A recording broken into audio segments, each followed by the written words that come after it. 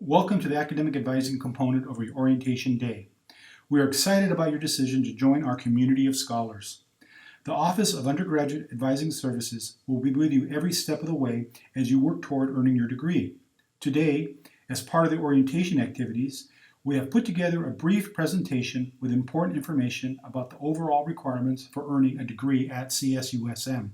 We consider it worthwhile for incoming students to be aware of particular information and have assembled the following agenda: a review of advising services available to you and the various components of a bachelor's degree.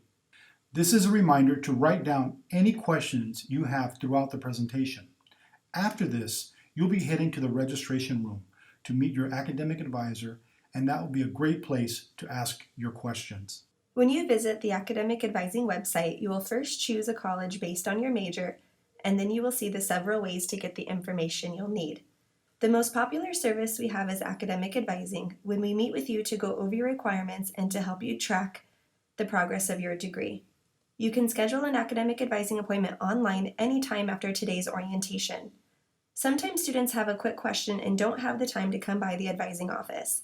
In these situations, we offer an online advising service, eAdvisor, where you'll be able to submit your quick questions and expect a response within a few days. There are several components to earning a degree at Cal State San Marcos.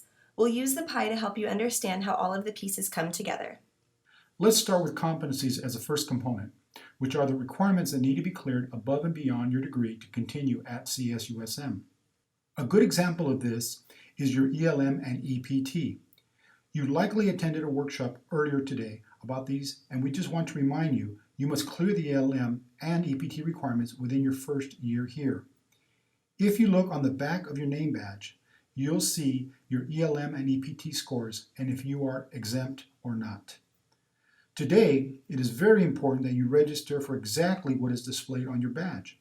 If you participated in Early Start or will be this summer, you will make any necessary schedule adjustments once you are notified by the university to do so. A second component of the pie is university requirements. Within this piece are the language other than English requirement, or LOTR, minimum GPA, and units requirement. Let's discuss the language other than English requirement, also known as the LOTR, in more detail. CSUSM requires that every student is proficient in another language in order to graduate. Here are the different ways you can satisfy this requirement. You can take an intermediate level language course, or you may have AP, IB, or CLEP exams, TOEFL, or if you already speak another language, you can take the proficiency exam. Lastly, if you are a native Spanish speaker and feel that you would not pass a proficiency exam, you can take Spanish 250 to clear this requirement. Please note that high school language courses cannot clear this unless you passed an AP language exam with a 3 or higher. Here is an example of what the language sequence looks like at CSUSM. If you are starting with no experience in a language, 101 would be the first course, then you would move on to 102, and then 201 would meet the requirement. At CSUSM, you must earn a C or better in order to progress to the next level, and 201 must also be passed with a C or better to clear the language requirement. If it has been more than 2 years since your last language course, you must start at the 101 level. Generally, 1 year of a language in high school equals 1 semester of college language.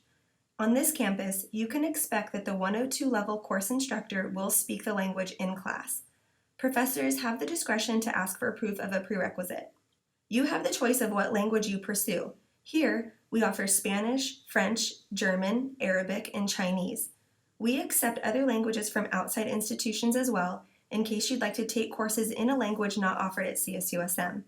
The Language Learning Center offers the proficiency exam in all languages. You would take Spanish 250 if you speak Spanish at home, as this class focuses on written grammar. CSUSM offers a Spanish placement exam for those who took Spanish courses over 2 years ago and are unsure about where to start in the language sequence.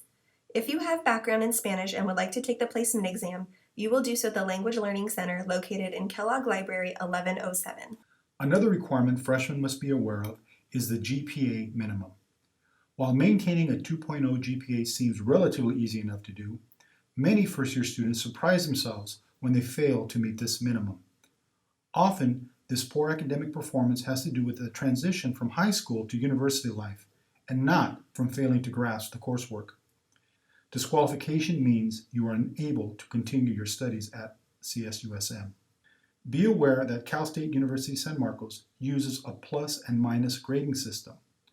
While you might consider a grade of C- as a passing grade, it is actually calculated at 1.7. Conversely, a C+ equals 2.3 grade points. Bottom line, meet with your advisor if you feel yourself slipping academically. Your advisor can review the details of probation and disqualification and connect you with available campus services.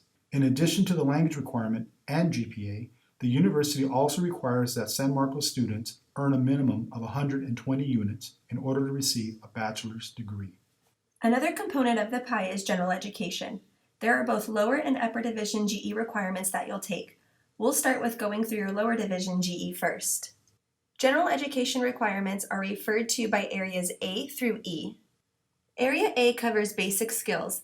The sub-areas of A are referred to as A1, A2, and A3, and you will need to take one course from each. It is important to note here that your A2 is written communication, which correlates to your EPT. Take a look at your badge. If it says GEW 101, you will be taking your A2 course, which is GEW 101, this semester. Area B covers the science and math of your general education. You should refer closely to your GE worksheet for this area and is particular to which major you are following.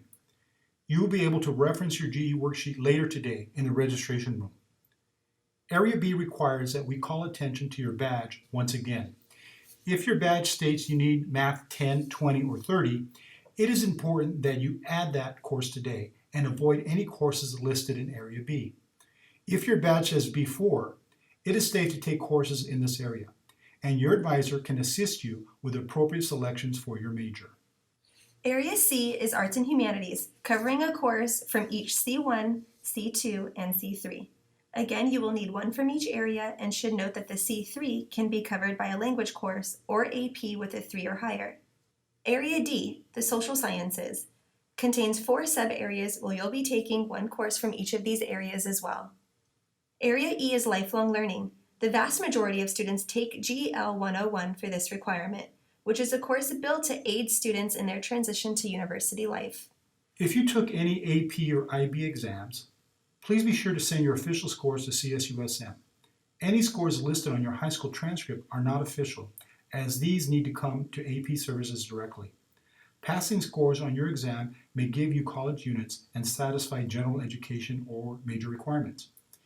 If you have scores that are not reflected in your My CSUSM Student Center, it is very important that you inform your academic advisor in the registration room so that he or she can redirect you from taking courses you may have earned credit for already.